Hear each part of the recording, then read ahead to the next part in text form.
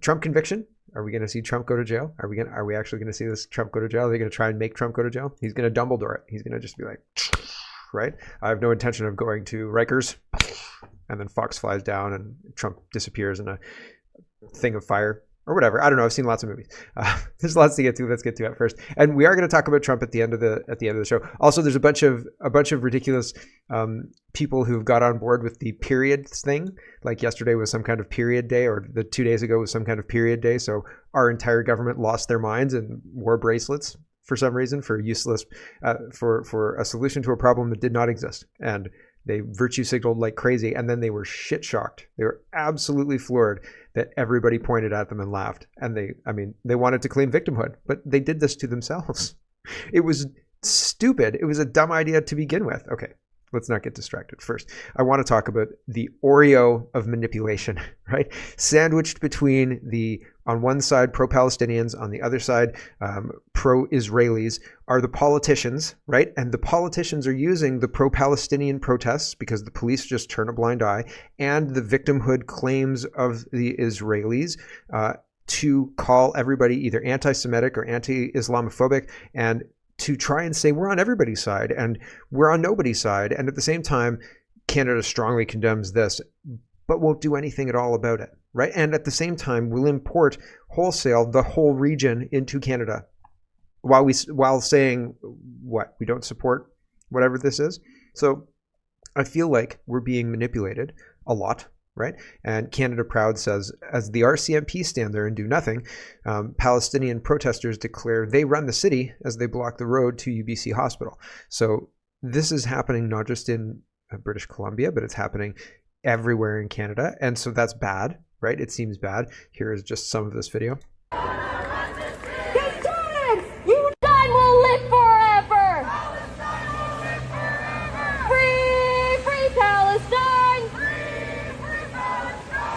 If this was truckers, they'd have horses and a whole lot of people to stop this stuff. You can't have electronically enhanced voices. You can't have things to electronically enhance your voice at all. You can't have stereos. You can't have amplifiers, anything, right? But apparently these Free Palestine people can do that, and the RCMP won't do anything, right? And so why is that? That's notable. It's because it's serving the politicians. The politicians are getting something out of it, and so they're silent about it. Justin Trudeau says he's disgusted that another Jewish school has been the target of a shooting, relieved that no one was hurt. But I'm thinking of the parents and the community members in Montreal who must be incredibly shaken. This is anti-Semitism. See, plain and simple. We will not let it win. And it's not just Justin Trudeau. Who else is getting in on this fest of using both the pro-Palestinian protests and the Israeli everything to manipulate people? Oh, here's Pierre Poilievre. He's entered the chat too. He says, the second shooting at a Jewish school in a week. We are witnessing a terrifying escalation of anti-Semitism in this country. The Trudeau government must step up and finally do something to protect Jewish people in Canada against the violence. You know what he didn't say? We should not be importing anybody from anywhere who imports these kind of conflicts into our country. But he didn't say that. He said protect Jewish people. And I think that we should protect all Canadians from any kind of foreign wars that we're importing onto our shores through idiotic immigration policies. But it's weird that the Conservative leader doesn't say that. So weird, right? He's so weird that he's saying, hey man, why aren't you protecting Jews? So you know what my prediction is? My prediction is that, so Justin Trudeau is trying to bring in lots of draconian things to, censor the internet, censor all sorts of other stuff, censor news, blah, blah, blah, blah, blah. And I think the excuse for this will change, but the policies underpinning it will not. So Justin Trudeau's laws censoring the internet will stay under the guise of, we have to use that to protect Jewish people from anti-Semitism. You see what I'm saying? It's just like flipping an omelet. There you go. You don't even notice. You don't even know the laws are already in place. He's only going to axe the tax, right? He's not going to change anything else because we're under already foreign rule. We're already under UN rule. I said years ago that you can't just change a system. You slowly change things, and then all of a sudden you're already living under the new system. Welcome to communism. We're already doing it. And then they just make it formal by stripping you of your rights, which they're doing. You see what I'm saying? So Pierre Poilievre, same thing. And his very highly placed lieutenant, House lieutenant, I think, member of parliament, deputy leader. And she says, another horrific incident of a shooting at a Jewish school in Montreal. This is Melissa Lantzman. When is enough going to be enough for the "this isn't who we are" crowd? Weak governments, no enforcement, unchecked, rampant anti-Semitism. Canada in 2024. So we'll use these enhanced powers to make sure we crack down on anti-Semitism. Yikes. Slippery slope. Very slippery slope, right?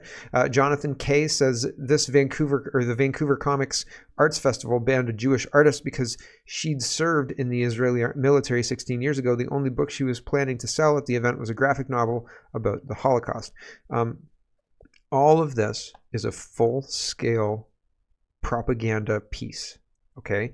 Just like the rail blockades. So people like Jonathan Kay, columnists would pick up the story. They'd find little tidbits to write about. Sometimes the editor would suggest it. Sometimes they'd find their own angle. Sometimes they find their own subject. Sometimes somebody shows up with something to talk about, right? But fundamentally, they inject this idea, right?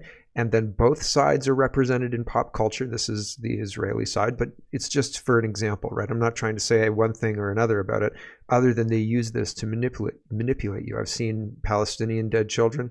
I've seen all sorts of things on both sides talking about how the other side's terrible, look what they've done, look what they're doing in Canada, or the other side's terrible, look what they've done in Gaza, the other side's terrible, look what they did in Israel, the other side's terrible, look at October 7th, right? So like they're using it to manipulate us so we don't focus on Canada. And that's all I'm trying to say. That's the main purpose of this. And like, why? Here's a clue, right? I think this is the pro-Palestinian protesters. It's a Chinese guy wearing an Arabic like hat thing. I don't know what it is. I don't think it's a kufia or whatever they call him. He's got a mask on to cover his face as well. But still, Chev says, I'm told by students on the ground that many involved in the pro-Hamas movement at UBC are foreign students from communist China, provocateur agents of the CCP, non-Canadian troublemakers should be expelled and deported. Right? So like we are being manipulated. There are levels of government that are taking advantage of it. There is foreign interference that we haven't got to the bottom of. And in addition, that same foreign influence seems to have agents ready in schools across the country to agitate and to do stuff like this, right? The pro-Palestinian rally. And the police do nothing. The police do nothing. The schools do nothing. The judges do nothing. Here's Michael Lesage, and he is a lawyer. He says he's a litigation lawyer, former bencher, and he's Canadian. He says, in funny, not broken at all, the Supreme Court of Ontario news, U of T's encampment injunction won't be heard until June 19th and 20th. June. That's 20 odd days from now. 21 days. 3 weeks. 3 weeks? And the headline is U of T's fight for court injunction against encampment won't finish before convocation. So like the university's on their own. Like the kids are done school and this encampment thing is continuing. And there's why do they have to ask permission to get? Were it me, if I was the president of the university, day one, I would have removed them and then told them that they can apply for a court injunction to put up their encampment. But until that time, this is my property, and until the court seizes my property and allows you to put tents on it, we're not going to play this game. See you later. Every time you put a tent down, that's going to be a $25,000 fine. And I'm going to get Bruno here, who I just hired, to remove the tent and you. So bye, get out. This is not a difficult problem to solve. I don't know why everybody's fretting so much, right? It's like you come downstairs and you find somebody eating your chocolate cereal at your cereal table. I actually eat my chocolate cereal on my couch, but okay. Let's imagine that we find somebody eating your chocolate cereal on your couch. You don't get a court injunction. You grab them by the scruff of the neck, careful not to spill the chocolate cereal because you don't want to clean up the mess, right? Like put the cereal down. And then you grab them by the scruff of the neck and you throw them out of the house bodily like Uncle Phil throws jazz, okay? You don't just stand around fretting about what to do. Oh no, they appear to be putting up a tent in my living room and eating my chocolate cereal. Get out! Get out. Get out. It isn't a question here.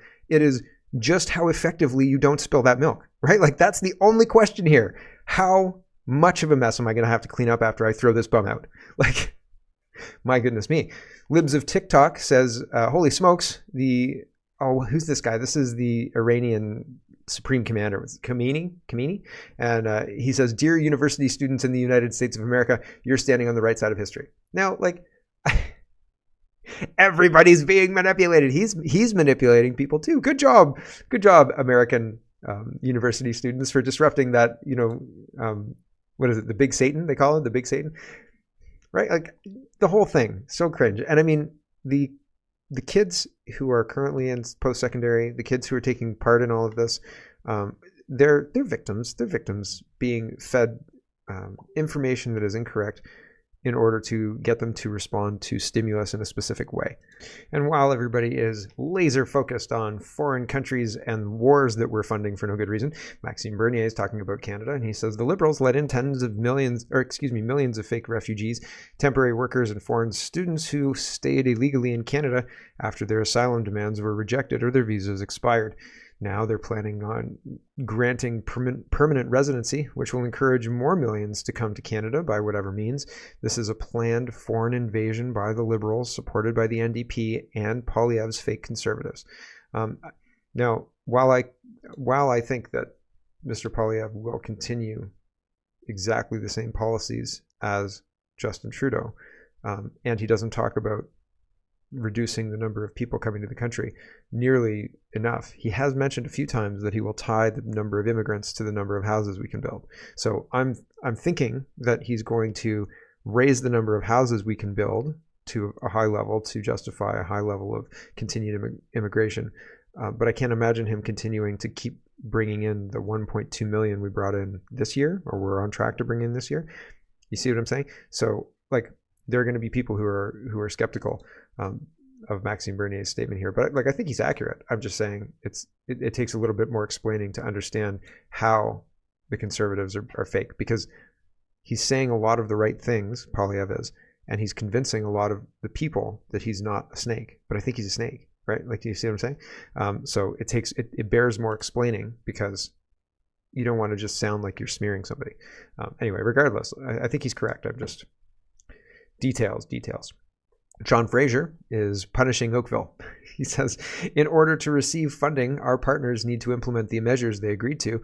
After voting down ambitious housing reforms, the town of Oakville is in breach of its agreement under the Housing Accelerator Fund and won't receive federal funding. And so Oakville has been told to pay back federal housing money after it rejects density. We don't want to live in high density slums. I don't want to live in a high density slum. And that's what the Liberals want to build. And I mean, good for Oakville for pushing back and saying no.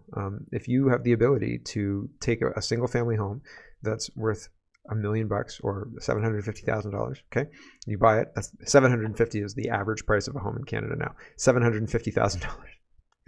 Good job. How much do you make? $40,000? Oh man, can't wait till you save for 25 years for that down payment so you can get that house.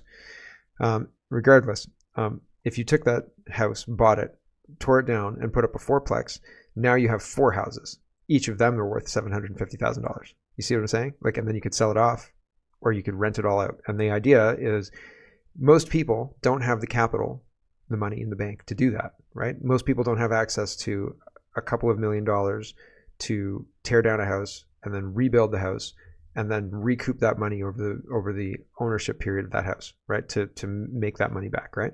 So most of the time, regular families will be subject to having to rent at houses like that, and they won't have other options. Why? Because the immigration is continuing to be high. Why? Because Pierre Poilievre is tying immigration to the number of houses we can build. And so people are building lots of fourplexes, building lots of houses. See what I'm saying? BlackRock can build houses, but you can't build houses because you don't have the capital. Okay? So it's stacked against us on purpose. Ron Butler says, single-family housing permits in Canada are approaching 40-year lows. The insanity gets worse. The promises from all levels of government to fix the housing crisis in Canada are approaching peak bullshit. It's becoming so perfectly clear that the government's story was an utter lie. Even the building of a dog crate condo is falling off a cliff nationally. 2024 will be a 7 or 10-year low for all types of housing starts. The first thing to understand is that construction of single-family homes has been in a tailspin for more than a decade. I can't help but wonder if the Conservatives are using the low housing starts either one, if they're the ones, and I don't know how they'd be causing it, because the liberals are mostly causing this through making everything ridiculously expensive. Because if your widget to sell can't be built for a price where you make a profit, then you don't build your widget. And that includes a house. Okay, so the liberals have screwed the market over for housing starts, I think. But are the conservatives utilizing that, or even the People's Party utilizing that to their most benefit, right? Like, are they pointing this out very often? Is this something that's an attack line? Like, the liberals want to build houses, but they tax everything to do with houses. They tax everything to do with building. They tax everything to do with everything, right? Like, they're tax drunk lunatics. So like, are they maximizing this? I don't know if they are. And I was going to say, are the conservatives maybe somehow legislatively helping to make this worse? You know what I'm saying? Like, in order to ensure they win the next election, if housing is at a 20-year low, then having a housing win in the first year is going to be super easy, because it'll be simple to outcompete a 20-year low from the Trudeau Liberals. You see what I'm saying? So anyway, it's just a theory that popped into my head. Ron continues, when city governments and their urban planners decided 25 years ago that sprawl was the enemy and high density was the only answer to housing Canadians, they set about their task of stamping out single-family builds. They decided they knew what was good for us and pressed for condos. Lots and lots of condos, which grew smaller and smaller because that's how to maximize profit for developers. Some provinces still build low-rise, Alberta, Saskatchewan, Manitoba. Atlantic builds single-family, but increasingly in the cities in those provinces, high-rise is going up. Is density bad? No, but 385 foot or square foot condos are an abomination. Destroying choice in housing has to be questioned. If low-rise is the aspirational choice of many Canadians, shouldn't we attempt to provide some low-rise in the second biggest city on earth? Who decides?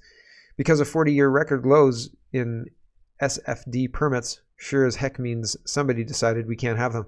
Oh, and the tiny number we are building are crazy expensive in BC and Ontario.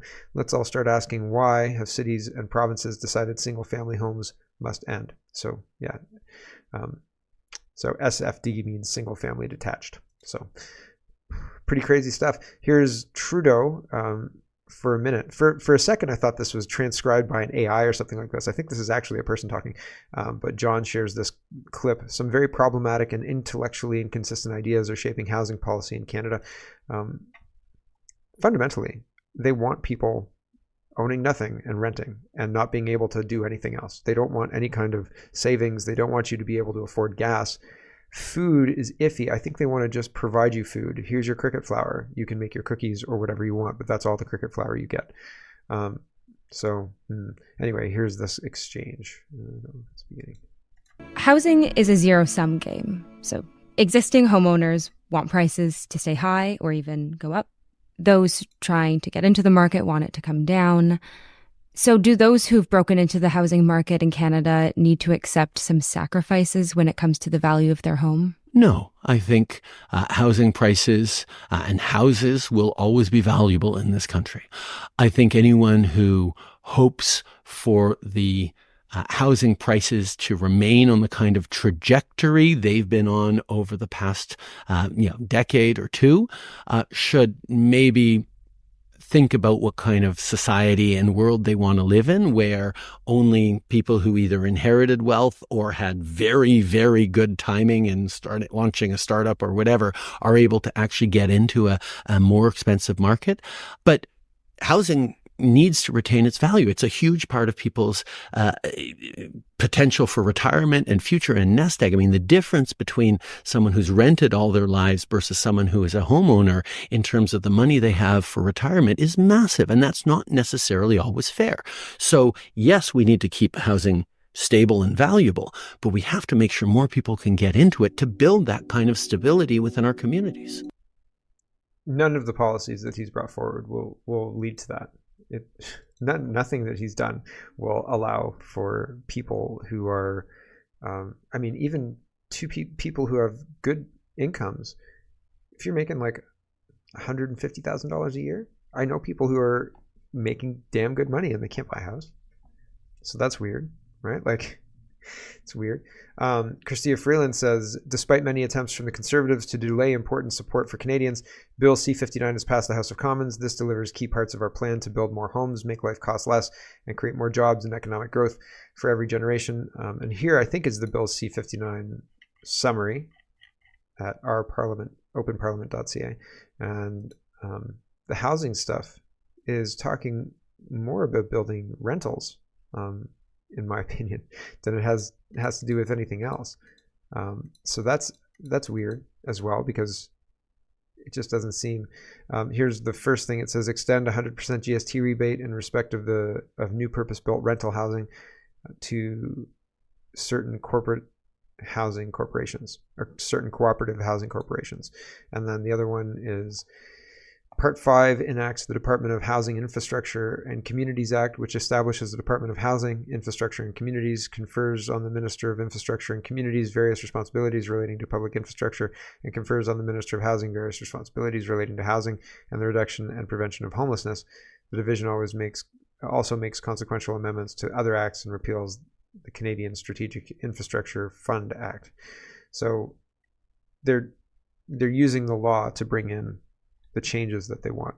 And again, I think it's not going to solve problems. It's going to create more rentals. It's going to create incentives for more rental builds, not single family homes. And that's not what people want. The Liberals are misleading people by saying we're going to build homes, and really they're going to build rentals, right? Same thing that the Ford government's doing. They're saying we're going to build homes, and they're just reclassifying what counts as a home and then building lots of those. So it's not what people need, but it'll look good on paper, and people will have arguments about it because they don't know the details. So it's setting up just more further arguments, I think. Wiretap media, let's talk about free speech, because free speech is under attack as usual, and the politicians are claiming victimhood with regards to people being mean.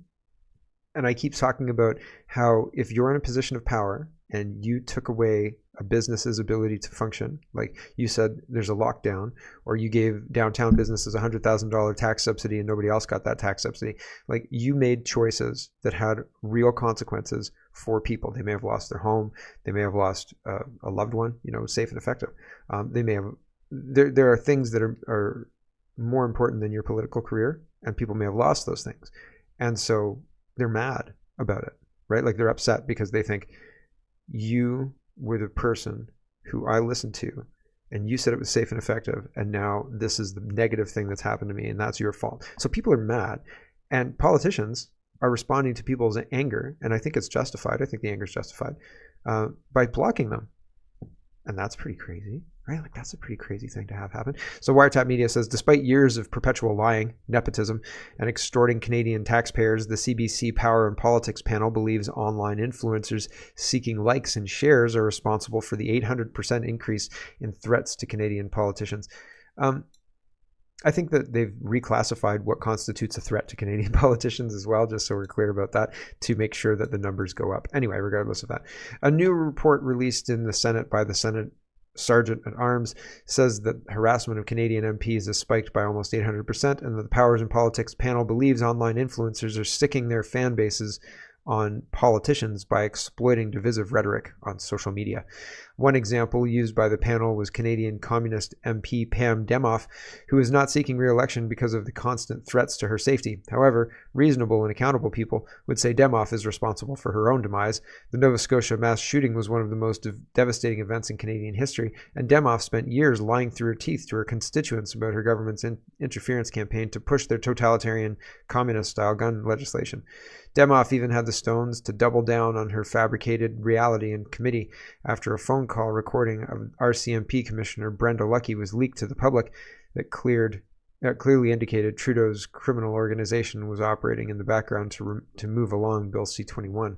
The reality is Canada and Canadians are fed up and tired of being treated as simpletons by an elite class of spoiled brats running amok with Canadian tax dollars and flushing the country down the shitter. Canadians are the employers, and politicians are the employees, and they should be scared. So this is 5 minutes, but I'm not going to play it. But link is in the description if you're interested to check out the Power and Politics panel, where they talk about how, it's really those online personalities who are the problem. Little old me? I mean, Only hundreds of people watch my show now. Actually, I think YouTube's getting up to the thousands and Rumble's in the thousands now too, but regardless. Hello, everyone. Thanks very much for watching. This is just a short version of a longer show. If you'd like to get the whole show, you can go over to CanadaPoly.com and sign up for a subscription. Just look in the drop-down tab for Shop and Donate and look for subscriptions, and you'll get immediate access to the full show. Love to see you. Thanks for watching, everybody. Have a wonderful, wonderful